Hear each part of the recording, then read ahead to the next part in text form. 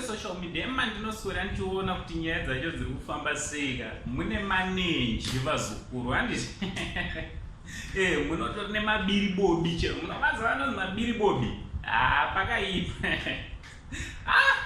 uyo anonzi Tatelicious tateta muzukuru wangu ane manenji chero handiti so chiteerera muzukuru nsanda kuudzai nyaya ndinayo nekukuratidzai zvakare umbowo hwacho handiti abva azvitaurira ega. Ndoda kuti muzvionere achizvitaurira ega. Kana wanga usati wasubscribe pathis channel, nokurudzira muzukuru kuti chisubscribe, turn on your notification bell kuti pega patinoupload a video you will be notified. And thanks very much, thank you very much nesupport yese yamunopa paSaint TV and pachannel penyu, channel muna sekuru venyu and so tera muzukuru mumastreets asocial media manofamba ndichiona zvirikufamba sei. Ndakasvikawo Tatelicious ane aita kalive kake handiti achiita live yake ane mashoko aakazotaura andoda kuti munge muri munozvinzwira.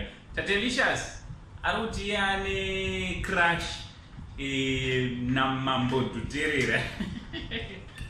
Tatelicious anaomboita sei vanhu vaMwari chaicho zvapona. Tatelicious ane miedzo chaiyo hanzi nini handitogone nawo Mambo Dhuterere hanzi kana alright chirege ndirege kuwanza kutaura right. Pane kavidhio kandapina pane link randapina pathis channel first comment and first comment panapa enda unozvionera wega zvakataurwa nani naTatelicious. So tanemwe channel vazukuru, channel yedu inonzi Saint Trending TV handiti ipapo ndo patinochitora tichiisa umbowo hwese kana kuti proof yetu mavideos twese twatinoita sangana nato. So enda unosubscribe futi ikoko muzukuru. Ndinokumbirisa kuti enda unosubscribe kuitira kuti usasare panyaya dzachona. Saint TV neSaint Trending TV ipackage yakakwana zvakadaro handiti. So kana une Saint TV chete